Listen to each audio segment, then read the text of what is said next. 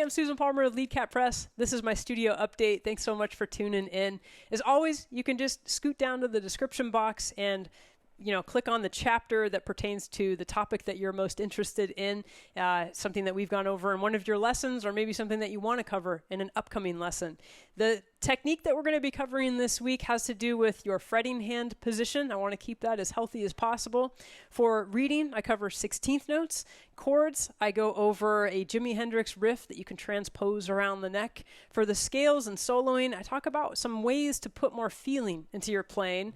For the theory section, I go over a way that I use to memorize all of my major scales and triads and seventh chords.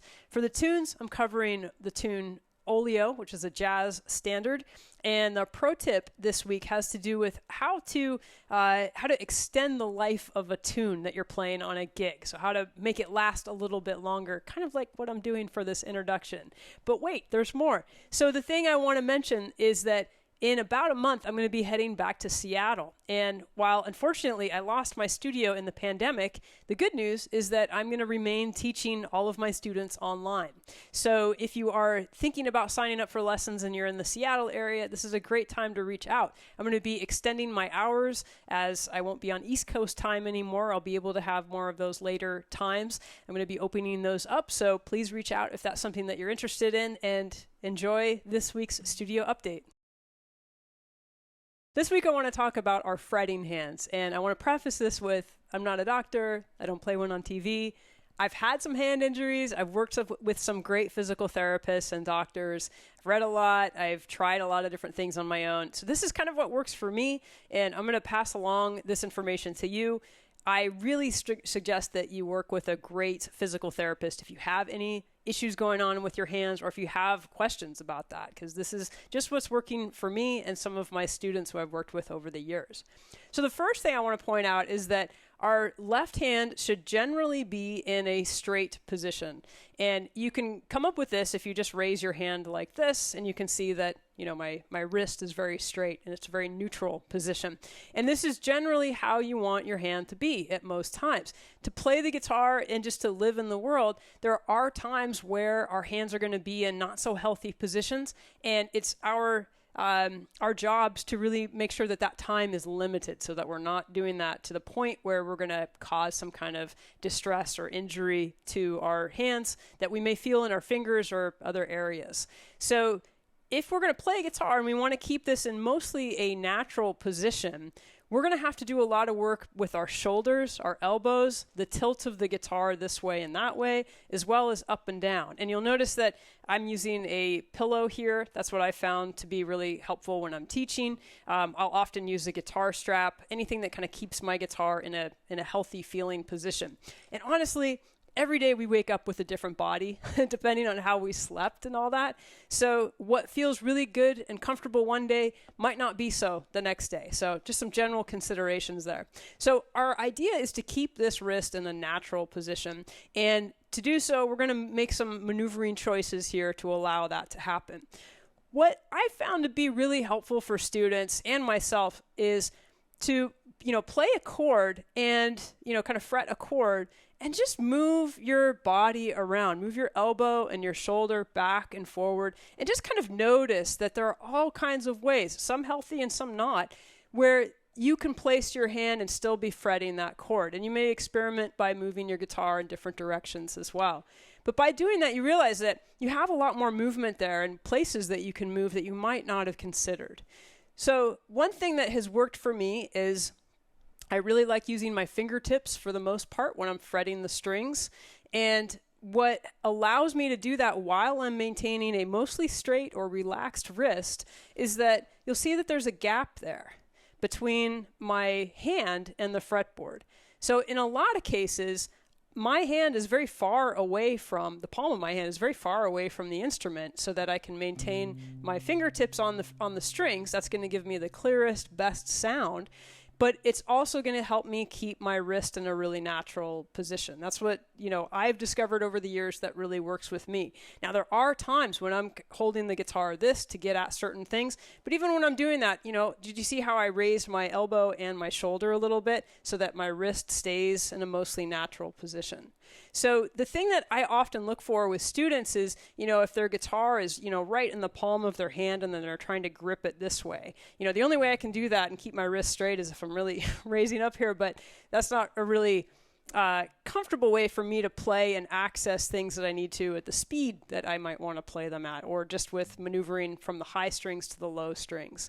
So keep that in mind. Now, I want to say also, I've mentioned this in other videos, the number one thing I watch out for with students is if they're gripping the guitar neck too hard, because all of that extra pressure is just going right back into your hands.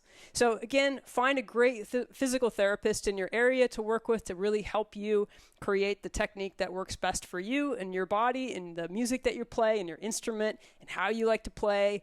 There are some great ones out there, and I hope this kind of helps open your mind as to some possible solutions for things that you can try.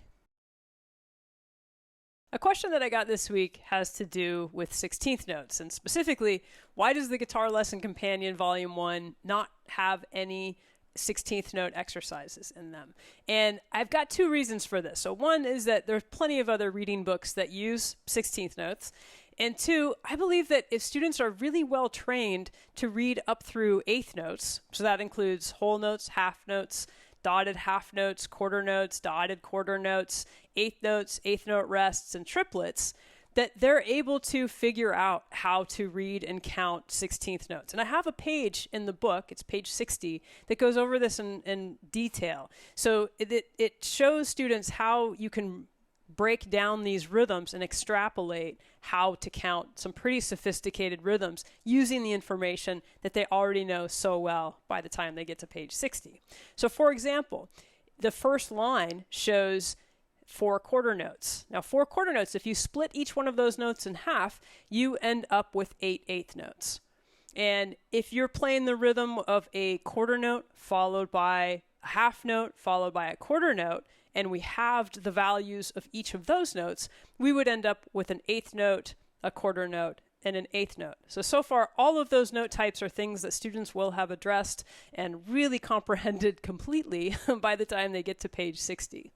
Now, the next example, I show how 4 eighth notes would turn into 8 16th notes. So we've just split the values of each one of those eighth notes in half, but it still is a similar way of counting. Now we add a new syllable at this point. Instead of counting like we would count eighth notes, 1 and 2 and 3 and 4 and, we now have 16th notes, which are counted 1 E and 2 E and 3 E and 4 E and So there's the additional beat placement for that. So that means that if you could figure out how to count a quarter note followed by 2 eighth notes, then you should be able to figure out how to count an eighth note followed by 2 16th notes.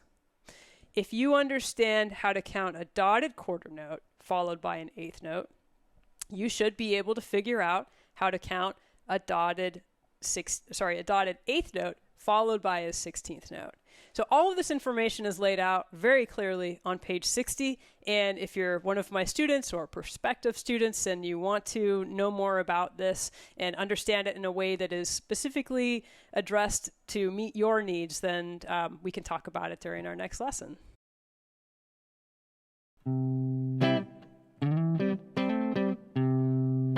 I want to show you this really cool Jimi Hendrix type of riff here, and I want to share with you kind of a cool way to be thinking about this. So all my students, they learn their triad voicings and embellishments, and that covers things like this. What I did was it's kind of similar to that, but a little bit different in the bass.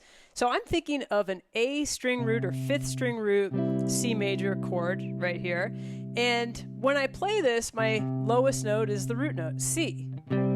Now, if I exchange my first finger for my third finger, covering those notes on the D, G, and B strings there, so I'm playing the notes G, C, and E, I now have my third finger available and all my fingers available to play any embellishments that I might want to play. And all that stuff is fine and good, but there's one other thing that I can grab, which is on that A string. So this note down here, when I was playing, it was the root note. But if this is C, then that's D, and this is E, and E is the third of the chord. So because it's part of the chord, I can play that while also playing these notes here. Creates a little different sound. It's a first inversion C chord, and it just sounds really cool. And I really like going between this C and the chord, and then sliding up from the note D to E, and then grabbing those same chord tones on the middle strings that I played before with my third finger. And you can come up with all different kinds of ideas with that. So here, when I started off, I kind of did a combination of things. So it's just really fun. So the thing I want you to take from this, besides just learning how to play that over a C chord, is that anywhere you know how to play an A string root major chord, which if you know the C chord, then you know you can do that anywhere. So like this is F. That means that you can use this same trick.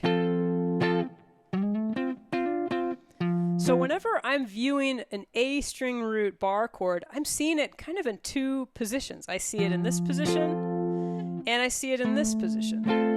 And then again, you have all those embellishments and things, so you can add your personal touch to that. So I hope you can explore that in one key, and then in two keys, and then hopefully that'll just become part of your thing that you do when you encounter a chord shape or a chord that you want to play using an A string root chord.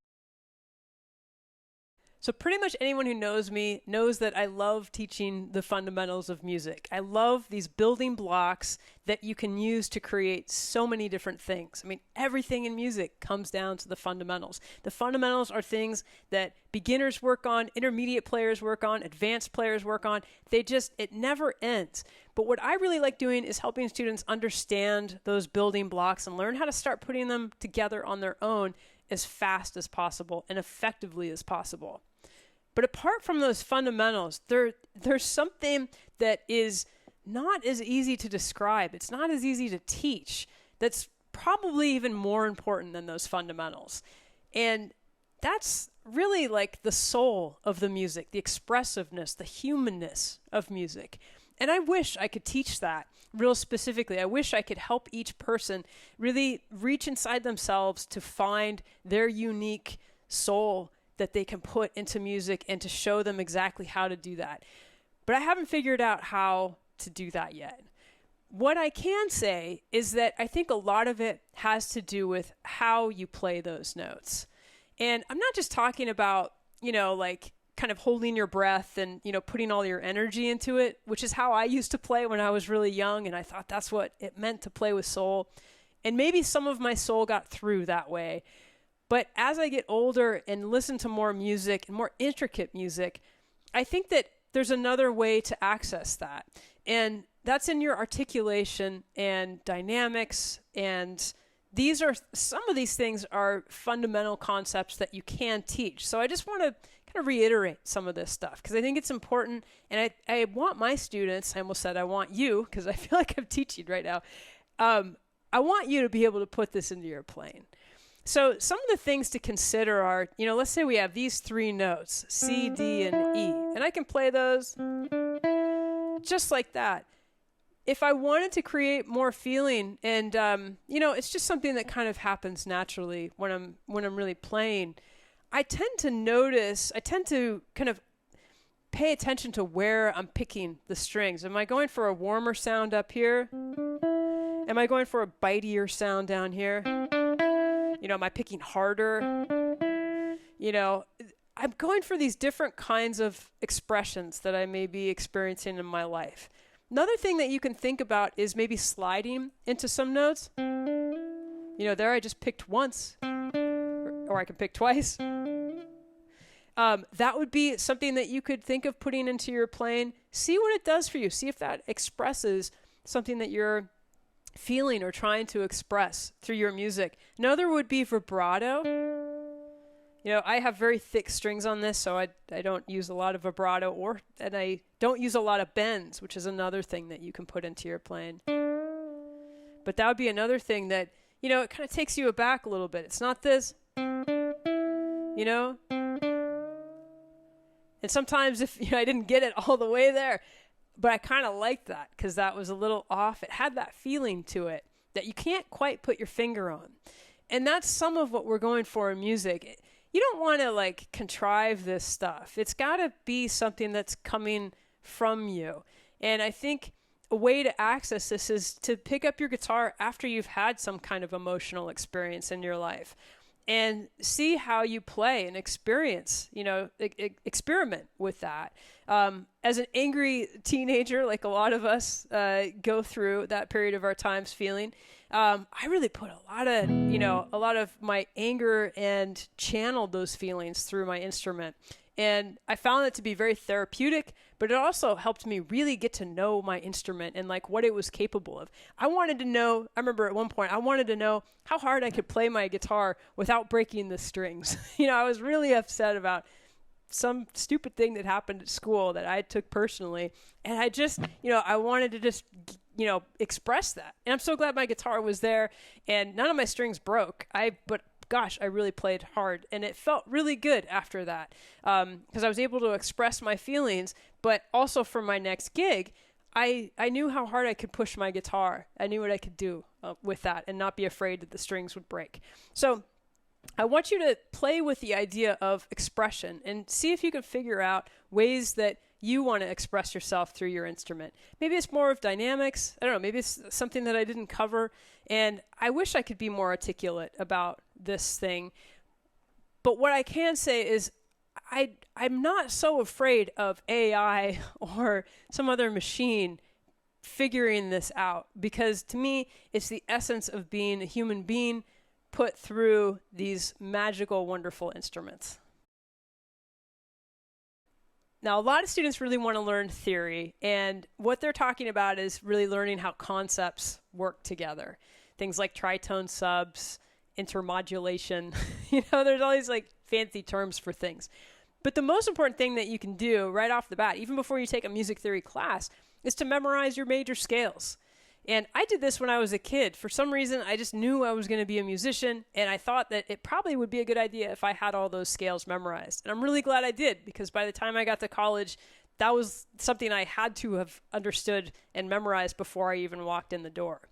So what I did is I had this little notebook, and I just wrote out all of my scales, and I stared at that sheet and really absorbed each scale note every night before I went to sleep. And that really helped. I think eventually I memorized all of my triads and seventh chords, just the major chords, so major triads and major seventh chords. And that really went a long way for my understanding of music theory when that became what I was actually studying.